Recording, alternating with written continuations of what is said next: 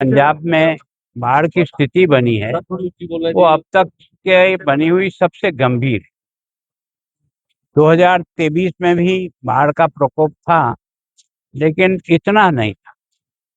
अब की बार क्या हुआ कि इधर पोंग से भी ज्यादा पानी छोड़ना पड़ा, उधर जो है भाखड़ा से भी पानी बहुत ज्यादा छोड़ना पड़ा और रंजीत सागर से भी छोड़ना पड़ा। आपका जो होशियारपुर जिससे प्रभावित हुआ है वो पोंग डैम से हुआ, और पीछे से पानी अधिक आने के कारण से उनकी मजबूरी थी कि उनको पानी खाली करना।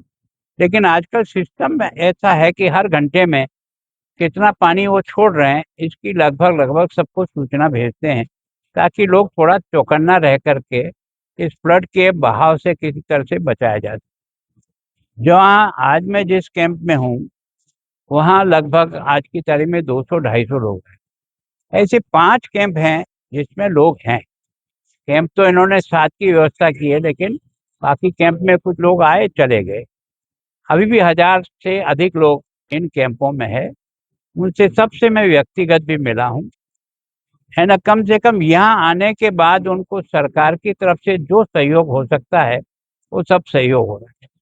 एमएलए साहब भी पूरे समय से जनता के बीच में आते हैं, हर प्रकार की उनकी समस्या। प्रशासन भी आ रहा है। रास्ते में जो सड़क पर कुछ लोगों ने अपने डेरे लगा रखे थे क्योंकि पानी आ गया उनके खेतों में और घरों में, तो उन लोगों को भी सामग्री तो मिल रही है। बड़ी समस्या जो मुझे ध्यान में आई वो ये है कि दोनों साइडों पर जो कटाव होता है मट्टी का, अधिक प्रवाह आने के कारण से वो कई बार बहुत नुकसान कर रहा है। और मैं सोचता हूँ कि अभी एमएलए साहब ने एक प्रस्ताव बताया है कि 7 किलोमीटर एक साइड पर, 3 किलोमीटर एक साइड पर अगर कोई पत्थर की पिचिंग होकर के लग जाए तो पानी को शायद उधर अंदर जाना बंद हो। तो मैं सोचता हूँ उस प्रस्ताव को विचार करेंगे।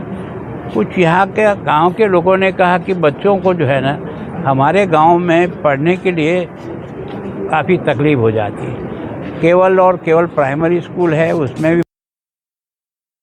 तो उतना नहीं आता। तो मैंने कहा कि सरकार कम से कम प्राथमिक शिक्षा को इतना महत्व देती है कि जितनी आवश्यकता हो, नई बिल्डिंग बनाने हो तो ही पूरा पैसा देती है सभी, पर आपको उसको देखना पड़ेगा। दूसरा क्या है, ये जो मकान बहुत नीचे बस गए हैं इनको कोई न कोई आपको ऐसा लेवल पर ढूंढना पड़ेगा जिसमें पानी का फ्लो इनको बार बार परेशान न करे। और प्रधानमंत्री आवास योजना के तहत ये जो इफेक्टेड लोग हैं, जो कई बार इफेक्ट हुए हैं, योजना के तहत लाभ मिल सकता है। प्रस्ताव बना के भेजें, हम भी ट्राई करेंगे ताकि कम से कम मकानों का ये जो बार बार गिरते हैं और जिसके कारण से हादसा ज़्यादा हुआ, यहाँ जो है ना जितना बाढ़ का एरिया है वो तो 8000 समथिंग बीघा पे पानी का फैला हुआ है, लेकिन डेथ यहाँ बहुत ज़्यादा है। अभी तक जितने मैंने ये छठा जिला में देख रहा हूँ कि या तो इससे ज़्यादा पठानकोट में 9 डेथ हुई है। बाकी अमृतसर में बहुत फैला हुआ, लेकिन डेथ केवल 3 थी। उसमें से भी एक जो है सर्प के काटने के कारण से हुई। तो उन्होंने इसका एक तरह से प्रिकॉशन लेकर के लोगों को जिस प्रकार से निकाला। यहाँ क्या है कि फ्लो अधिक होने के, तेज़ होने के कारण से, बाकी जगह फ्लो इतना तेज़ नहीं होता। यहाँ ढाल की ज़मीन है, पोंग बिल्कुल ऊपर है और उसके कारण से बहाव जिस गति से आता है उसके कारण से संभावना ज़्यादा रहती है। तो मैं सोचता हूँ इनको ये प्रस्ताव बना के भेजें। हम कोशिश करेंगे स्टेट गवर्नमेंट से भी और केंद्र से भी। अभी सवेरे जो है वो केंद्र के कृषि मंत्री भी आए हैं, शिवराज जी, वो भी शायद अपने इस एरिया में घूम रहे हैं, तो उनका भी है ताकि, और केंद्र की एक टीम भी यहाँ आई हुई है जो 3 दिन से इस सारे के फ्लड को जो है ना एनालिसिस कर रही है, और वो भी अपना रिकमेंडेशन भेजेगी कि किस तरह से है। सामान्यतः क्या है कि जो खेती के नुकसान है उसको तो आपदा राहत के तहत जो लिमिट तय कर रखी उसके हिसाब से सरकार का पैसा आ जाता है, लेकिन जो घर डैमेज होते हैं या जो पशुओं का जो नुकसान होता है उसके बारे में कई बार वो लाभ उनको नहीं मिलता है। सर, ये पोंग डैम है ना, उसका पानी तो स्थिर आ रहा है। हमारे को जो मार कर रही है वो चक्की बैंक का पुल या खट का पानी आ रहा है ना, वो अफेक्टेड कर रहा है इसे। उसके बारे में वैसे क्या है कि जो मुझे बताया, मैं अभी देख गए यहाँ कई छोटे छोटे नाले भी आकर के और इस नदी में मिलते हैं। उस नाले के पानी के कारण से भी यहाँ के लोगों को फ्लड की स्थिति बनती है। दूसरा क्या है कि ये जो आपका नदी है ब्यास, इस नदी के लेवल से कई जगह जो है ना इससे भी कम डिप्रेशन में है, तो उसके कारण से उनका पानी निकलना और उनकी प्रॉब्लम हो जाती है और भर जाता है। तो मैं सोचता हूँ वो तो डिपार्टमेंट को ड्रेनेज को सिस्टम को मजबूत करने के लिए, क्योंकि पानी 2 दिन 3 दिन भरा रहेगा तो फसल को नुकसान तो 100% होगा, बाकी होगा नहीं होगा। तो मैं सोचता हूँ इससे जितना कंपनसेशन देते हैं हर फसल के नष्ट है, अगर उसको एक साथ मिला करके उस समस्या को एकजाई कर ले तो मैं सोचता हूँ सरकार उसको कम खर्चे में काम निकाल सकती है। सर पहले तो आपका बहुत बहुत अभिनंदन है, आप यहाँ पहुँचे हो।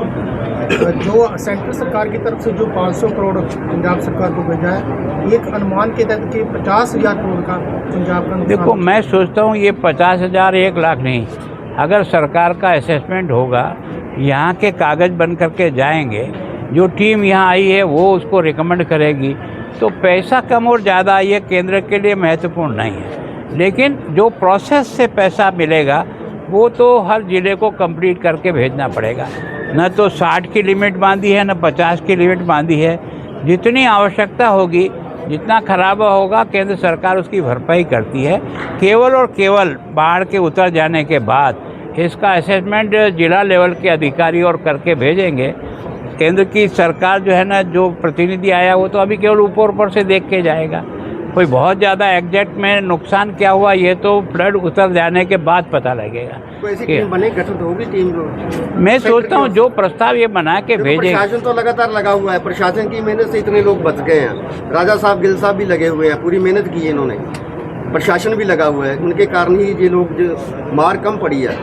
लेकिन क्या केंद्र की टीम गठन होगी? अगर मान लो मैं संवैधानिक केंद्र का प्रतिनिधि हूँ कि नहीं हूँ, आप गवर्नर 4 दिन से मैं आपके फ्लड के ये 6ठा जिला देख रहा हूँ, अभी 7वें ज़िले में जा रहा हूँ। भाई रोड ही गया हूँ, जितने लोगों से मिल सकता हूँ मिला हूँ। जो मेरे समझ में आया, आज सवेरे 5 जिलों का मैंने बना करके शिवराज जी को सवेरे एयरपोर्ट पे केवल उसी से मिला था। मेरा कार्यक्रम था पठानकोट रात को रुकने का, मैं आया इसीलिए कि जो कुछ मैंने देखा वो उनको ठीक तरह से मैं उनको ब्रीफ कर सकूं।